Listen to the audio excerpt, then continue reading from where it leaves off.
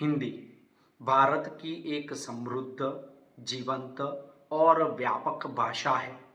हिंदी केवल एक मानक या राजभाषा नहीं, बल्कि अनेक क्षेत्रीय भाषिक रूपों का समन्वित रूप है। इन्हीं उपभाषाओं और बोलियों के माध्यम से हिंदी विभिन्न प्रदेशों, संस्कृतियों और सामाजिक वर्गों में प्रयुक्त होती है। भाषा विज्ञान की दृष्टि से जिसे हम हिंदी कहते हैं, वह वास्तव में कोई एक अकेली बोली नहीं है, बल्कि 5 उपभाषाओं और 18 बोलियों का एक जीवंत समूह है। इन बोलियों ने न केवल हिंदी को शब्द संपदा प्रदान की है, बल्कि भारत के एक बड़े भूभाग को सांस्कृतिक और भावनात्मक एकता के सूत्र में पिरोया है। इस विषय में जानने से पहले बोली और उपभाषा के विषय में समझ लेते हैं। भाषा के विकास क्रम को हम एक वृक्ष के माध्यम से समझ सकते हैं। जहाँ बोली जड़ें हैं, उपभाषा शाखाएं और भाषा वह पर्ण विकसित वृक्ष है जो समाज को छाया देता है। बोली भाषा का सबसे छोटा और स्थानीय रूप है। यह एक बहुत ही सीमित क्षेत्र में बोली जाती है। इसमें प्रायः व्याकरण का अभाव होता है और इसका कोई लिखित साहित्य नहीं होता। इसके लिए कहा गया है कि कोस कोस पर पानी बदले 5 कोस पर बानी। यह कहावत बोली की परिवर्तनशीलता को दर्शाती है। जब किसी बोली का क्षेत्र विस्तृत हो जाता है और उसमें साहित्य की रचना होने लगती है, तो वह उपभाषा बन जाती है। एक उपभाषा के अंतर्गत कई बोलियां हो सकती है, जैसे ब्रजभाषा और अवधी। यद्यपि ये बोलियों से विकसित हुई, पर इनमें उच्च कोटि का साहित्य रचे जाने के कारण इन्हें उपभाषा कहा गया। आइए अब हिंदी की उपभाषाएं और बोलियों के विषय में जानते हैं। हिंदी का विकास शौरसेनी, अर्धमागधी और मागधी अपभ्रंशों से हुआ है। भोलानाथ तिवारी, जॉर्ज ग्रियर्सन और अन्य भाषाविदों ने हिंदी क्षेत्र को 5 उपभाषाओं, पश्चिमी हिंदी, पूर्वी हिंदी, राजस्थानी हिंदी, बिहारी हिंदी और पहाड़ी हिंदी तथा 18 प्रमुख बोलियों में विभाजित किया है। हिंदी की 18 प्रमुख बोलियों में खड़ी बोली, ब्रजभाषा, बुंदेली, बांगरू, कनौजी, अवधी, बघेली, छत्तीसगढ़ी, मारवाड़ी, जयपुरी, मालवी, मेवाती, भोजपुरी, मैथिली, मगही, गढ़वाली, कुमाऊनी आती है। इनका 5 उपभाषाओं के अंतर्गत परिचय प्राप्त करने का यत्न करते हैं। सबसे पहले पश्चिमी हिंदी और उसकी बोलियों के विषय में जानते हैं। पश्चिमी हिंदी को आधुनिकता और परंपरा का संगम कहना उचित होगा। पश्चिमी हिंदी का विकास शौरसेनी अपभ्रंश से हुआ है और यह हिंदी की सबसे समृद्ध उपभाषा मानी जाती है। पश्चिमी हिंदी को हिंदी की सबसे सशक्त और साहित्य समृद्ध उपभाषा माना गया है। भाषाविदों ने पश्चिमी हिंदी में खड़ी बोली, जिसे कौरवी भी कहते हैं, ब्रजभाषा, बुंदेली, बांगरू और कनौजी बोलियों को रखा है। पश्चिमी हिंदी की सबसे प्रमुख बोली खड़ी बोली है। जो आज की मानक हिंदी का आधार है। खड़ी बोली को कौरवी भी कहा जाता है। इसका विस्तार दिल्ली, मेरठ और बिजनौर के आसपास है और इसकी विशेषता इसकी स्पष्टता और कर्कशता है।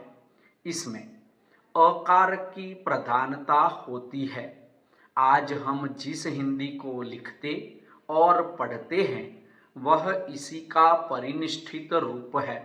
इसकी शब्दावली में संस्कृत, अरबी, फारसी और अंग्रेजी के शब्द प्रचुर मात्रा में मिलते हैं।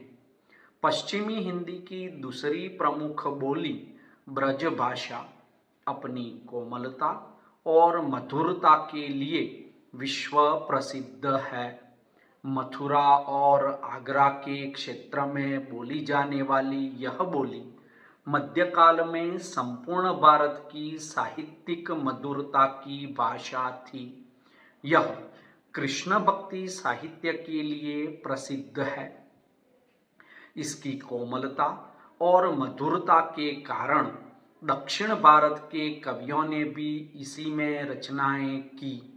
य को झ बोलना इसकी प्रमुख ध्वन्यात्मक विशेषता है।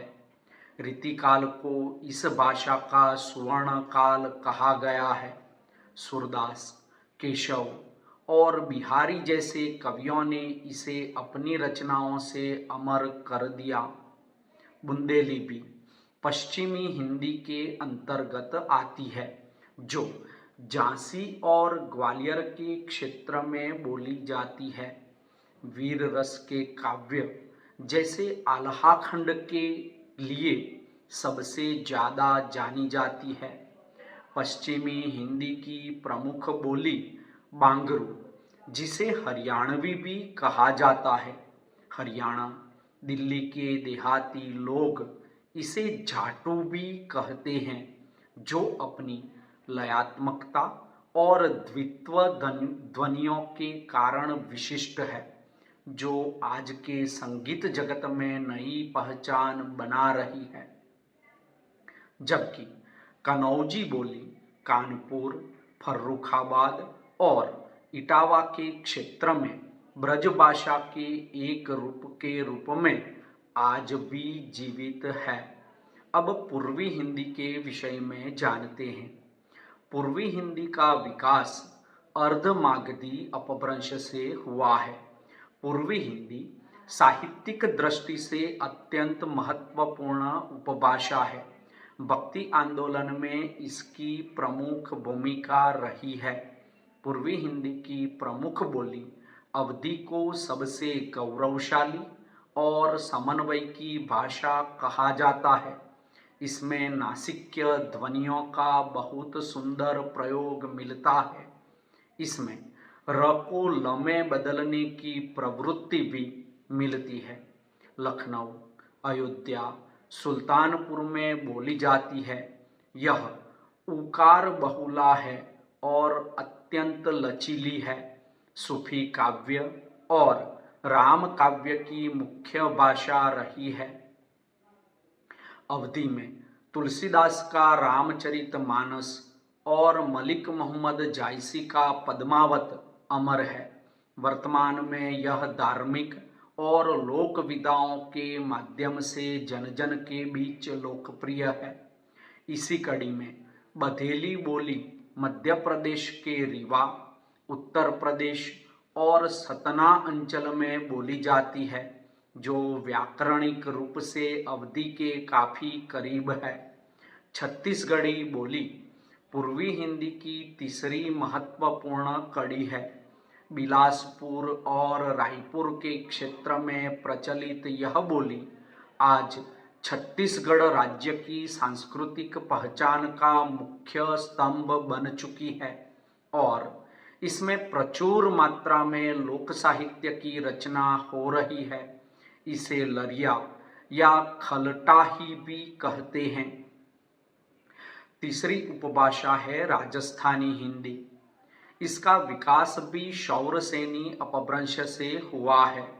राजस्थानी शौर्य, त्याग, वीरता और कला की अभिव्यक्ति के लिए जानी जाती है। इसे मरुभूमि की वीरता और रंगों की अभिव्यक्ति की भाषा कहते हैं। मारवाड़ी पश्चिमी राजस्थान की प्रमुख बोली है, जिसमें मीराबाई ने अपने भक्ति पदों की रचना की थी। यह अपनी व्यापारिक शब्दावली और प्राचीन डिंगल साहित्य की भाषा है। जयपुरी और मेवाती क्रमशः पूर्वी और उत्तरी राजस्थान की बोलियां हैं, जो स्थानीय लोक कथाओं और गीतों से समृद्ध है। दक्षिण राजस्थान और मध्य प्रदेश के मालवा अंचल में मालवी बोली जाती है, जो अपनी कर्णप्रियता के लिए जानी जाती है। वर्तमान में राजस्थानी बोलियां अपनी विशिष्ट पहचान और संवैधानिक मान्यता के लिए निरंतर प्रयासरत है। साथ ही यहाँ का हस्तशिल्प और संगीत इन बोलियों को वैश्विक मंच पर जीवित रखे हुए हैं। बिहारी हिंदी। बिहारी का विकास मागधी अपभ्रंश से हुआ है। लोक चेतना और संवैधानिक गौरव को प्राप्त करने वाली बिहारी हिंदी भाषिक दृष्टि से अत्यंत महत्वपूर्ण उपभाषा है, जो पूर्वी भारत में बोली जाती है।